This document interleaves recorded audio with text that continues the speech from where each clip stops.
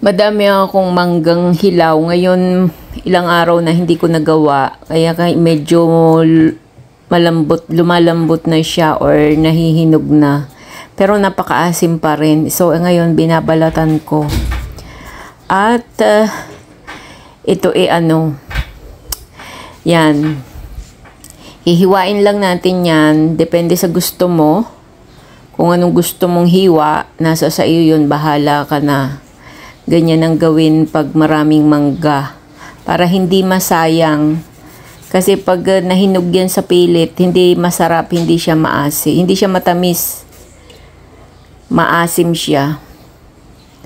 Kaya ganyan ang gagawin ko guys. Panoorin nyo hanggang dulo kung ano ang kalalabasan. Masarap na masarap yan. Tapos, lagyan natin ng siling labuyo, siling maanghang. Depende sa'yo din kung gaano kaanghang. Kaya, yan ang aking appetizer. Napakasarap. Pampagana, pampaalis ng suya. At pwede ding pwede ding anytime, pwede mong kainin. Tapos, lagyan lang natin yan ng asin. Depende na rin sa'yo kung gaano kadami. Tansyahan na lang yan. Pag mga homemade, tansyahan lagi. Yan. Wag naman tuong napakaalat. Tapos, ang isusunod natin, lagyan natin yang asukal. Yan.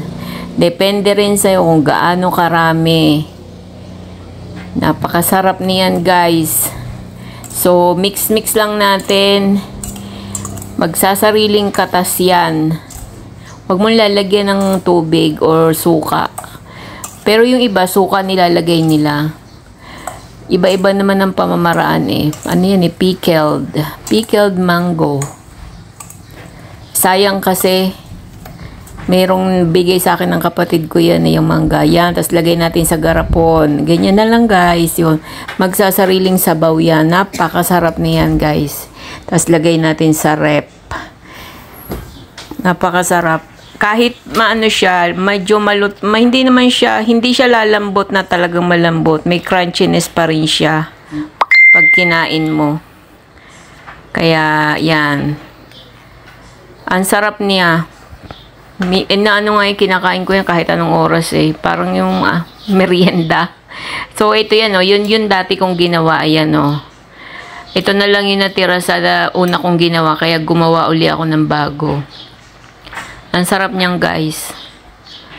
Naglalaban yung medyo maalat-alat matamis. Tapos asim. Tapos anghang. Masarap siya.